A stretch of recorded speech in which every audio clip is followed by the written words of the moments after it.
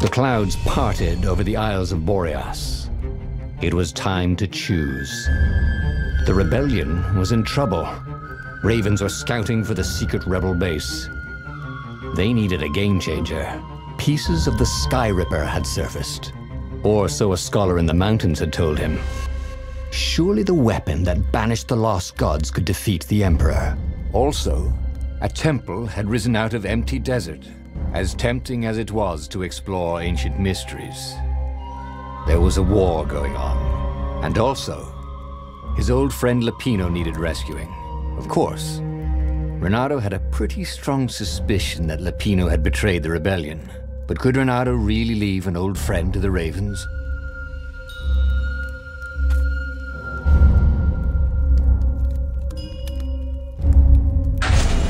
Every child knew about the Sky Ripper. The Transcendent Emperor had buried its pieces. What could have brought them to light? This Emperor, Isengrim III, had once been kind, but he'd gone mad. And now he was conducting secret, obscene rituals to bring back the lost gods. Had he, somehow, summoned the long-lost components of the legendary weapon out of the deep places of the earth? It was more than Renato could fathom. But if he could find a legendary weapon, he would use it.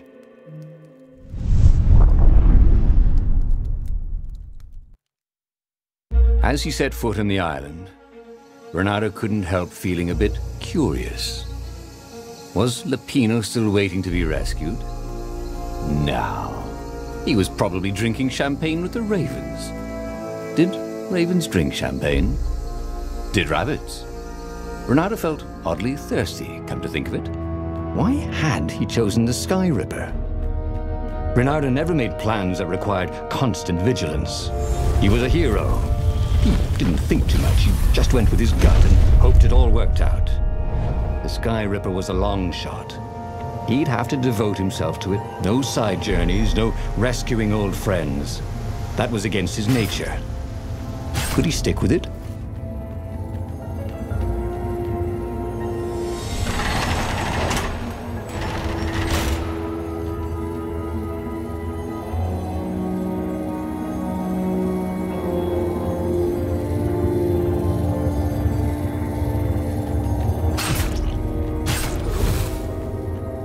Anyone ever tell you have a lovely eye? No? The people who had built this castle, did they even know what monstrous weapon lay hidden within their walls? The Sky Ripper could destroy anything it touched, or so the legend said. As the Transcendent Emperor had fought the lost gods, thousands of thousands had died. But Renato had been through wars. The only merciful war was a short one.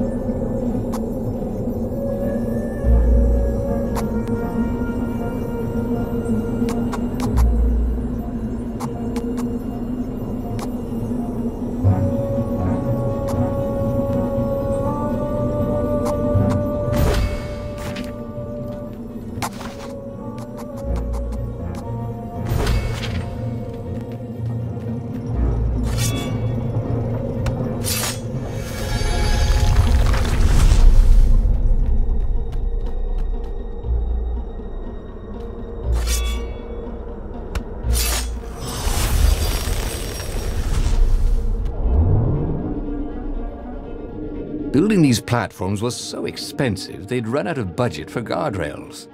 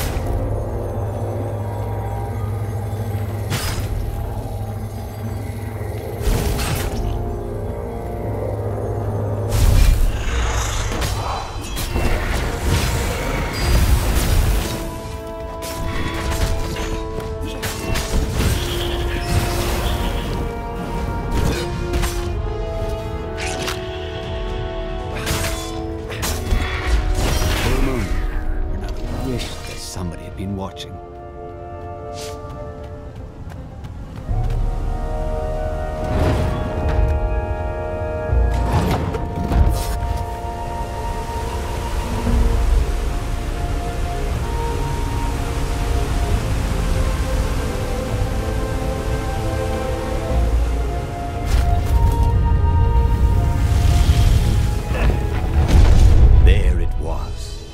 Sky Ripper's armature.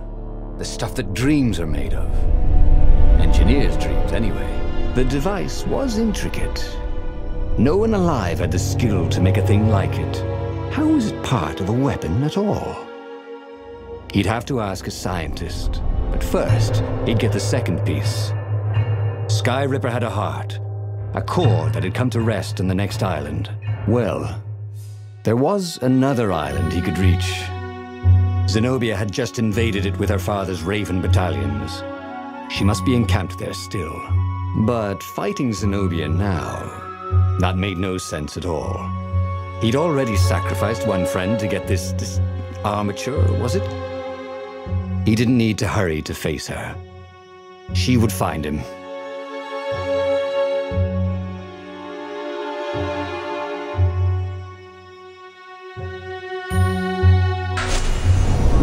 Asked himself why he changed course to confront Zenobia. He'd no idea. Sometimes he would just do things, and he could never figure out why he'd done them. Usually, they worked out. After all, he was a hero.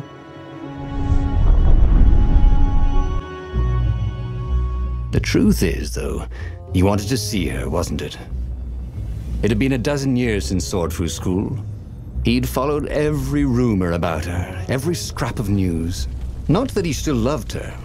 After all, she was his enemy. No, it was solely because, know your enemy. All right, maybe he should stop pretending. He knew exactly how she felt about him. But their love affair always ended with a tragic death. Unless, maybe he could find a way to dodge tragedy. Surely he could, couldn't he?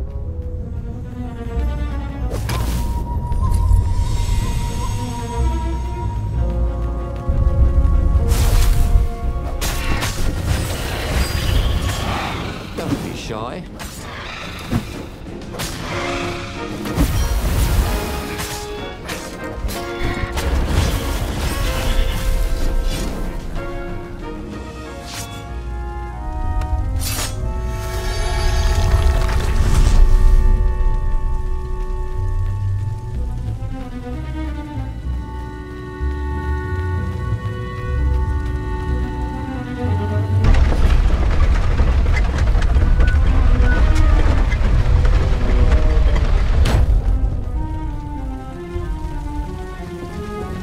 He didn't even need to see the gogglers this time. He could smell seared flesh. And like every other predator, they only eat their meat cooked. Preferably alive.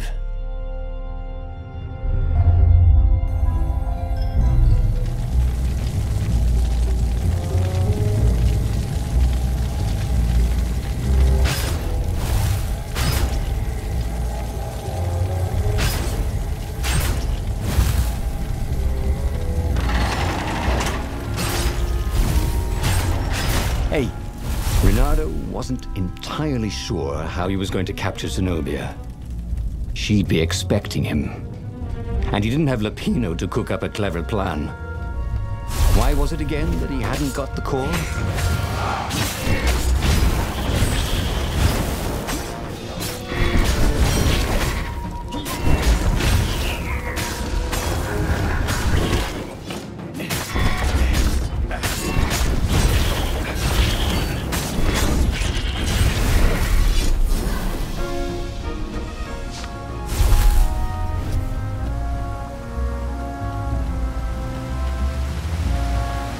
Renato slinked through Zenobia's ship, making no sound at all. Where were her guards? Finally, he reached her bedroom. She was curled up on her bed. Oh, he'd forgotten how beautiful she was. How sleek, how soft. He tapped her on the shoulder with his sword. She vanished. and he suddenly noticed he couldn't move except his mouth. In fact, Sudi couldn't keep his mouth shut. He told Zenobia everything. Sky Ripper, the rebellion plans, even where the secret rebel base was, until he was hoarse. It was some kind of truth spell. A talky truth spell. She called her father by Farspeaker Toad and filled His Majesty in. But why didn't he get the core?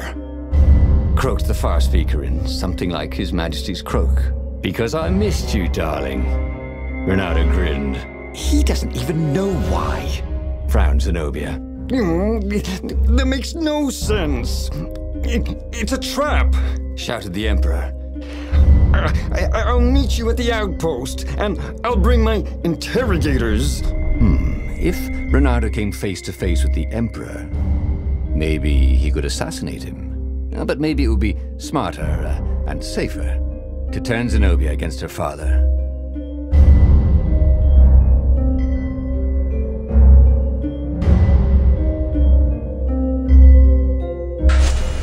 You're lying, she said. Somehow you're lying. The spell hadn't worn off yet. He had to tell the truth. The trick was in making sure she wouldn't believe it. The core is perfectly safe, he said. And he tried his hardest to sound sincere. In fact, I almost went to get it myself. Fine then, interrogators it is, she said angrily. I gave you a chance. The Emperor's interrogators were not especially gentle, even by weasel standards. Fortunately, Zenobia had locked him in the guest quarters on her ship, and she'd forgotten it had a toilet that, like all skyship toilets, could be vented into the abyss. This was not the sort of slippery fox he wanted to be. But just as they were about to land, he threw the latch, wrinkled his nose, and leapt through the open latrine.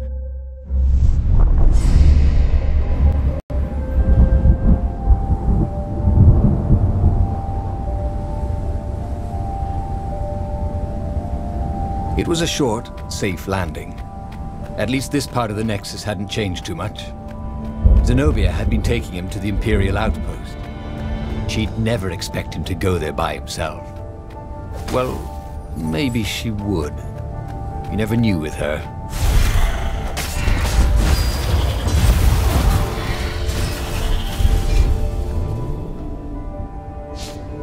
Good thing Renato didn't have vertigo.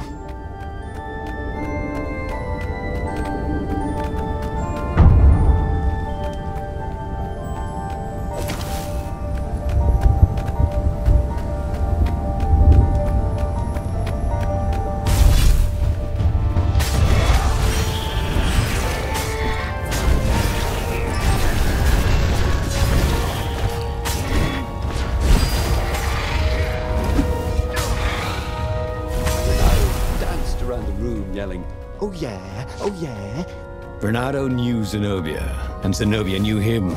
She'd suspected a trick. Now he'd vanished. She would probably guess that was his plan all along. Perfect. Maybe she wouldn't use the Sky Ripper. At least not without taking it to the scientists at the observatory first. Meanwhile, the Emperor would be coming to the outpost personally. This could be good.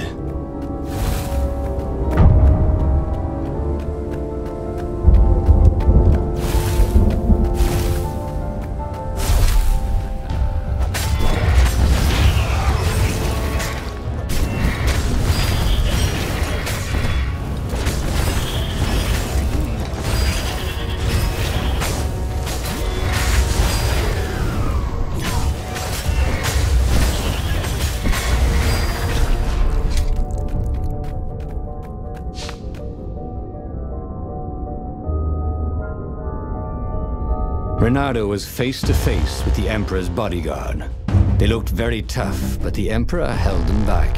Oh, where's my daughter? And how would I know that?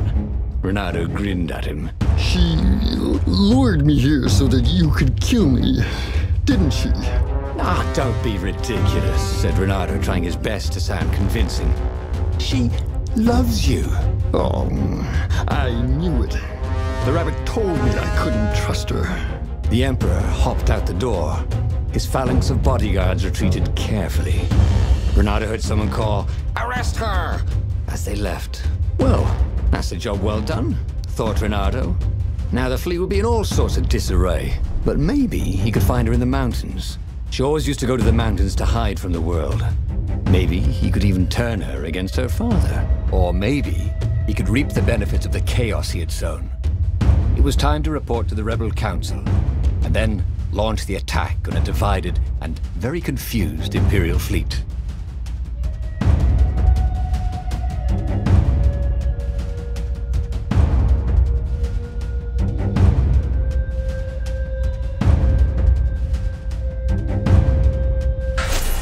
Bernardo felt very clever indeed. He told the Empire nothing but the truth, and now they suspected everything and everyone. So, why are you going to see Zenobia? He asked himself. It's not just a gloat, is it? No, of course not. Now, turning her against her father was good. It was very good. If she would actually join the rebels, that would be spectacular, right?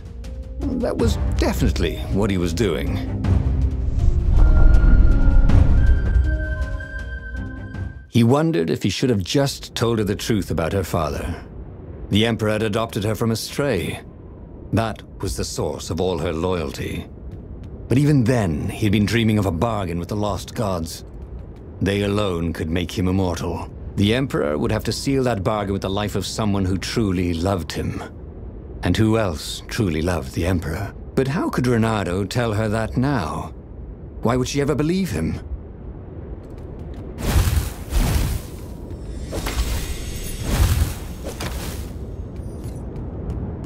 This is why heroes are called dashing. Bernardo thought. See? Dashing. Get it?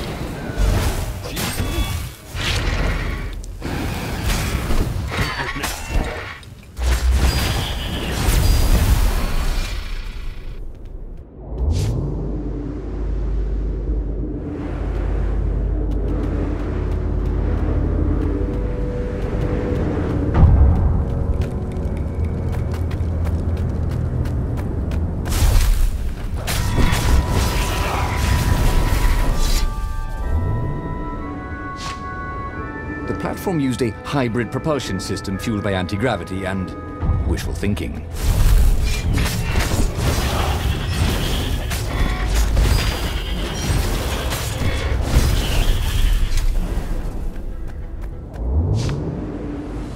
The funny thing was, she should have trusted him. He told her the truth, the whole truth, and nothing but the truth. Oh, all right. The truth was, he'd played her like a fiddle. And how often had he ever done that? She was so smart. Smarter than him, really.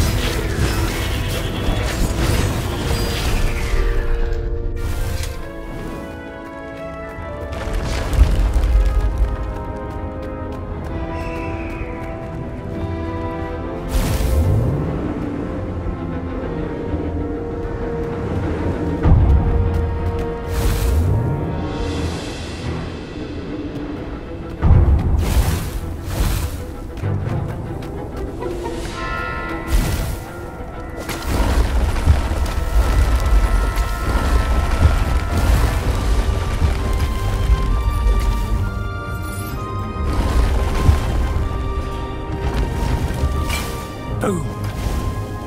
Bernardo had given away the location of the secret base. Fortunately, the Emperor thought it was all a trap. He even mistrusted his own daughter. Bernardo couldn't have done better if he'd planned it.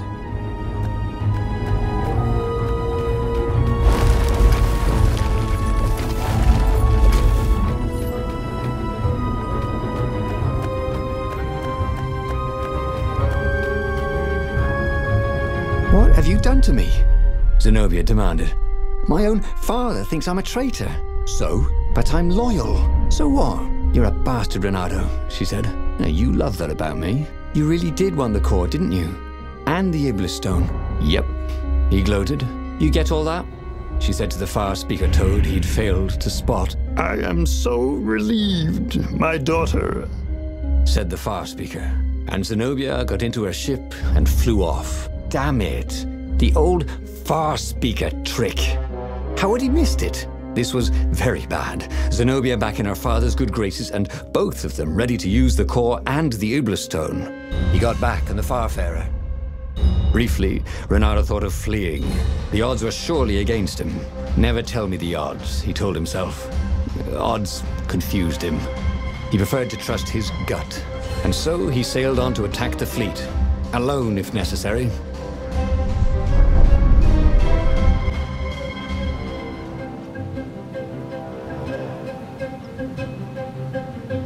There were not many rebels here, and they were disorganized. The Empire had obviously attacked the secret base, the formerly secret base whose location Renato had so helpfully pinpointed on a map. There was still time to turn around, wasn't there? But Renato hated turning around. Heroes don't turn around, they just own their screw-ups and turn them into impossible victories, right?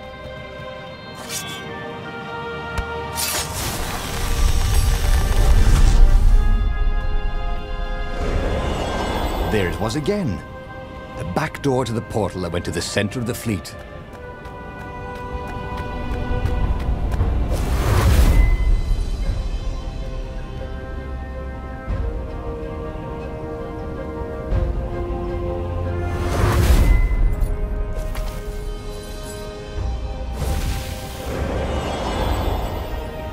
The odd thing was, Renato's personal battle was going fairly well. The Ravens immediately in front of him were no quicker or tougher than usual. Where was the power of the core, blasting him off into the abyss? And where was Zenobia? She must be up to something. But whatever it was, he wasn't his problem. Not yet, anyway. It was all going surprisingly well.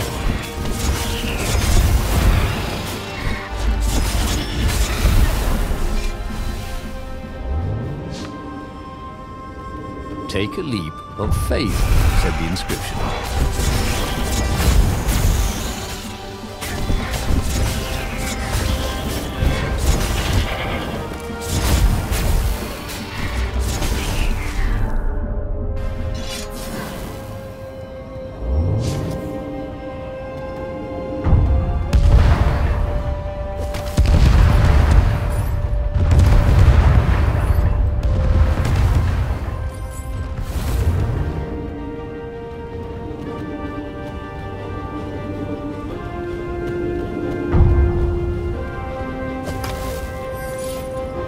He'd confront the Emperor. Funny that this whole war had come about because the Emperor feared death. And now it was coming for him. There was some sort of lesson there, wasn't there?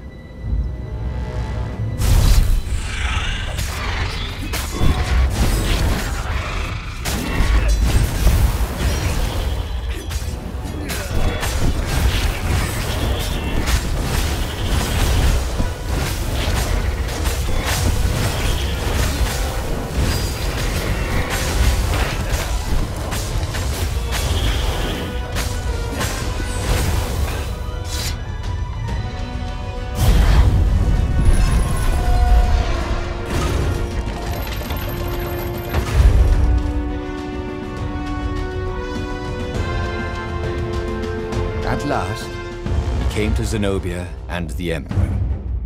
She was sealing up a kind of squat coffin, banded with lead. So glad you're here, croaked the Emperor.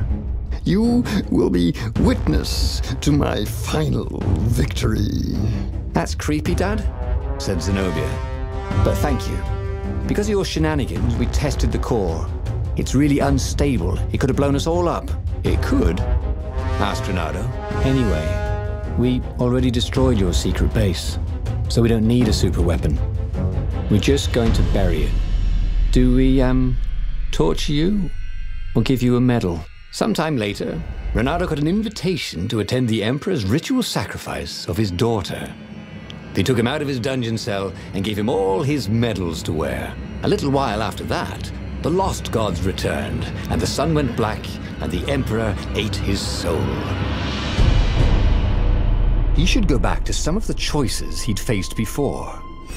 Maybe there were new paths that had opened up, like those doors he was opening up all over the map that took him to new treasures and around his enemies. And he hadn't learned anything new this time. He'd done the same thing twice, yet expected a different outcome.